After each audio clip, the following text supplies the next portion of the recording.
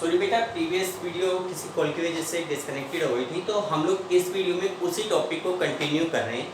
तो देखिए, हमारे पास जो टॉपिक चल रहा था नीड फॉर आईएफआरएस, उसमें जो 4 पॉइंट हम कर रहे थे that is lower cost of capital raised abroad, यानी कि जो कैपिटल अब्रॉड से फॉरेन कंट्री से रेज की जाती है उसकी कॉस्ट को रिड्यूस करना। तो देखो, जैसा मैं बता रहा था कि कुछ कंपनी ऐसी होती है जो इंटरनेशनल लेवल के ऊपर अपने बिजनेस को ऑपरेट कर रही है, तो they have to prepare 2 set of account. ठीक है, एक तो books of account on the basis of foreign countries rules and एक books of account on the basis of Indian rules, और उसके बाद उन बुक्स ऑफ सेट को मर्ज करना पड़ता है, मिलाना पड़ता है। अब आप देखो कि 2 सेट ऑफ बुक्स बनाएंगे तो उनकी कॉस्ट भी क्या हो जाएगी, डबल हो जाएगी। लेकिन अगर आईएफआरएस क्या करता है कि दोनों कंट्रीज के लिए सेम रूल अप्लाई करता है, जिससे कि you have to prepare only 1 set of books, आपको केवल एक ही सेट ऑफ बुक्स बनाने पड़ेंगे। As a result the cost will be lower, यानी कि जो कॉस्ट होगी वो क्या हो जाएगी, मिनिमम हो जाएगी। तो आप इसमें क्या लिखेंगे, देखो बुक में जो पॉइंट दे रखे हैं, इसमें जो पॉइंट दे रखा है, पहले एक बार बुक को पढ़ो। उसमें कह रखा है at present companies that operate in global environment have to prepare 2 set of financial statements, यानी कि जो कंपनियां ग्लोबल एनवायरनमेंट में काम कर रही है उनको 2 सेट फाइनेंशियल स्टेटमेंट के बनाने पड़ते हैं। 1 set based on home countries accounting standard and another set based on IFRS, यानी कि एक सेट तो उसको बनाना पड़ता है होम कंट्रीज के अकाउंटिंग स्टैंडर्ड के ब्याह पर, और दूसरा सेट बनाना पड़ता है आईएफआरएस के according. In case of adoptation of IFRS it will have to prepare only 1 set of financial statement. अगर ये आईएफआरएस को अडॉप्ट करती है तो it have to prepare only 1 set of financial statement, इसको केवल एक ही सेट बनाना पड़ेगा, and thus the cost of raising fund from abroad will be minimized। इस तरीके से जो फंड आप फॉरेन कंट्री से रेज करते हो उसकी कॉस्ट को क्या कर सकते हैं, मिनिमाइज कर सकते हैं, मिनिमम करके दिखा सकते हैं। ठीक, उसके बाद अगला पॉइंट आता है true and fair valuation of assets.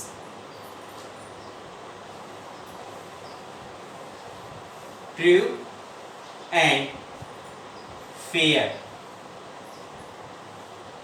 Valuation of assets. देखिए, नेक्स्ट हमारे पास पॉइंट आता है कि भाई true and fair valuation of assets, हमारी एसेट्स का ट्रू और फेयर वैल्यूएशन करना। देखो, जैसे आईएफआरएस के अडॉप्टेशन से पहले आप लोग देखते हैं कि जो कंपनीज आईएफआरएस को अडॉप्ट नहीं करते they represent the assets at the historical price, जिस प्राइस पे उन एसेट्स को एक्वायर्ड किया था। जबकि हमें पता है कि आज की डेट में एसेट्स का जो मार्केट प्राइस है वो हिस्टोरिकल प्राइस के कंपैरेटिवली बहुत ज़्यादा डिफरेंट होता है।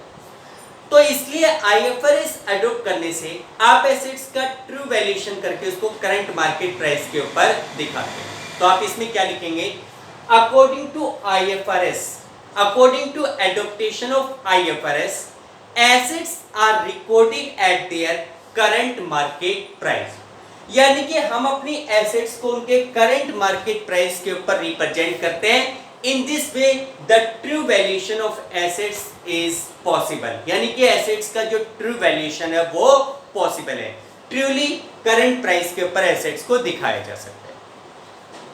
इसके बाद नेक्स्ट पॉइंट आता है difficult to commit fraud and manipulate the accounts, या फिर इसको लिख सकते हैं reduce the possibility of fraud and manipulations of account. Reduce the possibility of fraud and manipulation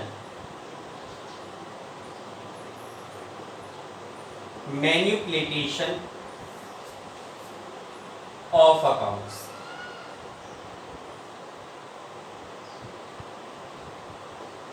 देखिए बेटा, नेक्स्ट हमारे पास पॉइंट आता है कि reduce the possibility of fraud and manipulations of account. तो आप इसमें सीधी सी एक लाइन लिख लेंगे कि accounting statement prepare on the basis of IFRS reduce the possibility of any type of fraud and manipulations in accounting.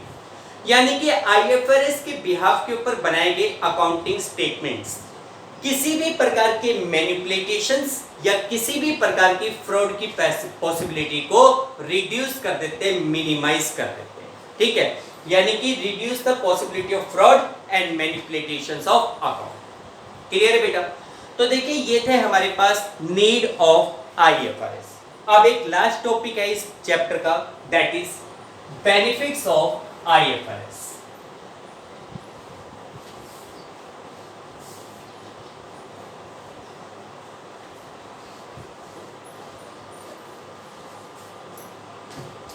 देखो नेक्स्ट हमारे पास topic है that is benefits of IFRS,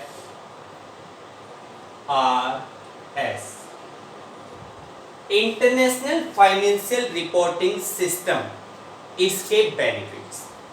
देखो बेटा, अगर मैं समझता हूं कि जिन बच्चों को नीड के बारे में पता है, नीड ऑफ IFRS के बारे में पता है, उनको बेनिफिट के बारे में बताने की कुछ खास रिक्वायरमेंट नहीं है, क्योंकि जिस चीज़ की हमें नीड होती है वही चीज़ उसका बेनिफिट भी होता है। भाई मान लो आपको हेडेक हो रहा है, आपको मेडिसिन की रिक्वायरमेंट है, आपने मेडिसिन ली, दैट इज ए नीड। तो उस नीड से क्या रिजल्ट मिलेगा? आपकी हेडेक, आपका जो हेडेक है वो खत्म हो जाएगा। तो वही बात है कि जो नीड होते हैं वही एक तरीके के क्या होते हैं? बेनिफिट्स होते हैं। तो देखो IFRS के जो बेनिफिट्स हैं वो क्या है? तो इसमें पहला बेनिफिट बता रहे हैं, देखो शॉर्ट में बताऊंगा, आप लोग खुद नोट्स बनाएंगे। पहला पॉइंट है helpful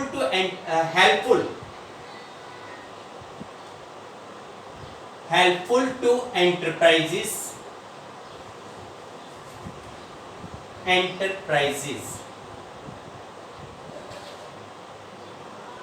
operating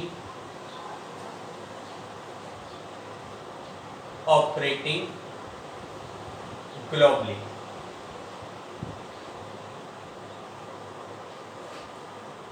helpful to enterprises operating globally, यानी कि डिफरेंट बिजनेस ऑर्गेनाइजेशन के लिए ग्लोबल लेवल के ऊपर ऑपरेट करने में हेल्पफुल। देखो बेटा, क्या होता है कि जब एक बिजनेस ऑर्गेनाइजेशन ग्लोबल लेवल के ऊपर अपने बिजनेस को ऑपरेट करना चाहते हैं तो they have to adopt the similar policy which is possible by the IFRS।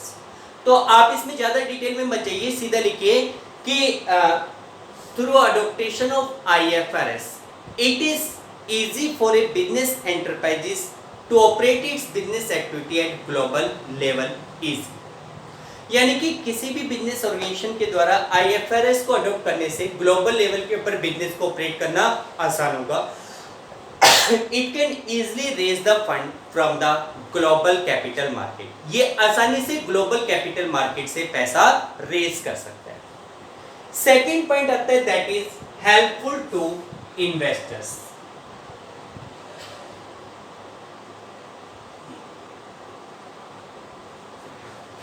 To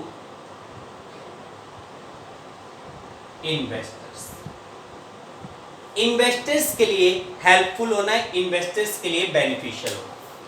अब आप लोगों को पता है इन्वेस्टर्स कौन होते हैं? Investors are those person who invest the capital into the business. जो बंदे हमारे बिजनेस में पैसा लगाते हैं उनको हम इन्वेस्टर्स कहते हैं, ठीक है।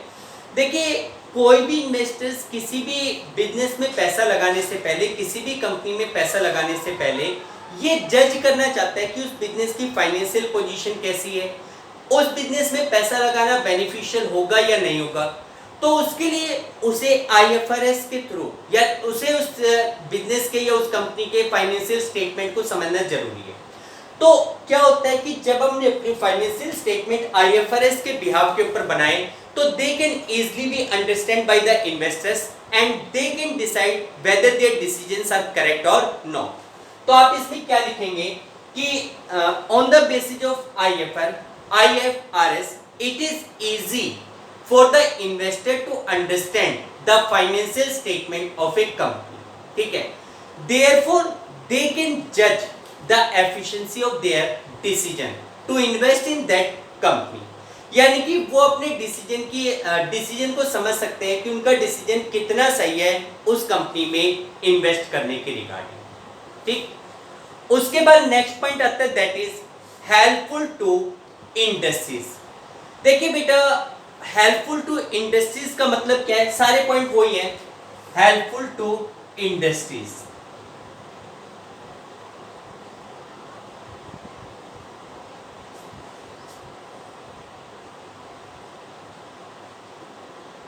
इंडस्ट्री, देखो हेल्पफुल टू इंडस्ट्रीज का मतलब क्या हुआ कि कोई भी इंडस्ट्री अगर ग्लोबल लेवल के ऊपर जाना चाहती है, वर्ल्ड लेवल के ऊपर जाना चाहती है, तो उसके लिए यूनिफॉर्म पॉलिसी को अडॉप्ट करना, ग्लोबल मार्केट में से पैसा रेज करना जरूरी होता है। And it is possible through the IFRS। IFRS adopt करके ये सारे काम आसान हो जाते हैं।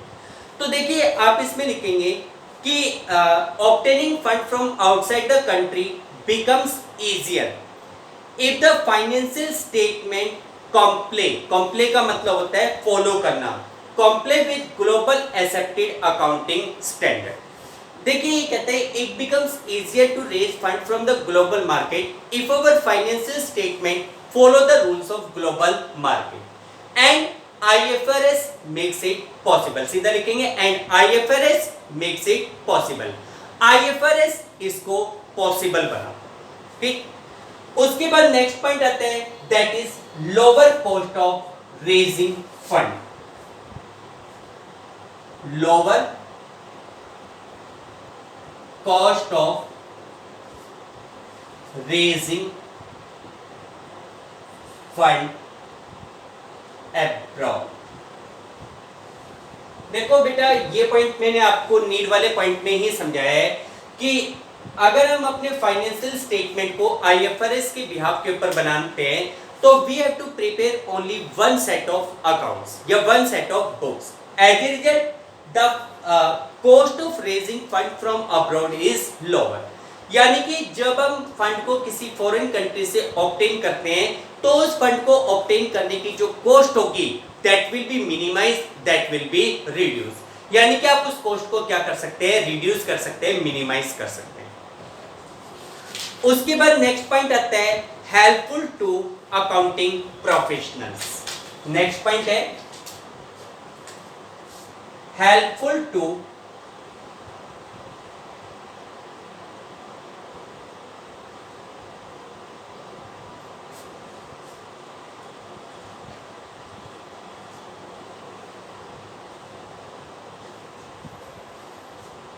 प्रोफेशनल्स। देखिए ये नेक्स्ट पॉइंट हमारे पास आता है हेल्पफुल टू अकाउंटिंग प्रोफेशनल्स। देखिए ये जो अकाउंटिंग प्रोफेशनल्स होते हैं, जो अकाउंटिंग का वर्क करते हैं या अकाउंट्स को ऑडिट करते हैं, उनके लिए अकाउंट IFRS एक यूजफुल वेपन के रूप में यूज होता है। तो आप सीधे से एक लाइन लिखेंगे IFRS are useful weapon for the accounting professional for their accounting work. यानी कि IFRS अकाउंटिंग प्रोफेशनल्स के लिए उनके अकाउंटिंग वर्क में एक यूजफुल वेपन के रूप में यूज किया जाता है। ठीक, और लास्ट पॉइंट हमारे पास आता है that is true and fair view. Last point है true and fair view. True और फेयर व्यू रिप्रेजेंट करना। देखिए by preparing the financial statement on the basis of IFRS, true and fair picture of financial position of our business can be present. यानी कि IFRS के behalf के ऊपर हम लोग अपने फाइनेंशियल स्टेटमेंट की ट्रू पिक्चर्स प्रोवाइड कर सकते हैं। ठीक है बेटा, तो देखिए डियर ये थे हमारे पास बेनिफिट्स ऑफ IFRS। ये चैप्टर यहीं पर ही कंप्लीट है। आई होप आपको ये सब चैप्टर आसानी से समझ में आ गया होगा। बेटा कल आप लोगों का एक ऑब्जेक्टिव टेस्ट होने वाला है। आप लोगों को पता ही है बेसिक अकाउंटिंग टर्म्स का, अकाउंटिंग प्रिंसिपल्स का and accounting standards and IFRS का। आपके तीनों चैप्टर कंप्लीट है। अगर किसी भी चैप्टर के रिगार्डिंग किसी भी स्टूडेंट को कोई भी प्रॉब्लम है तो वो बाय इवनिंग किसी भी टाइम मुझसे कॉल करके, बाय इवनिंग नहीं even before starting the test किसी भी टाइम कॉल करके मुझसे वो टॉपिक समझ सकते हैं। ठीक है, okay, thank you, have a nice day.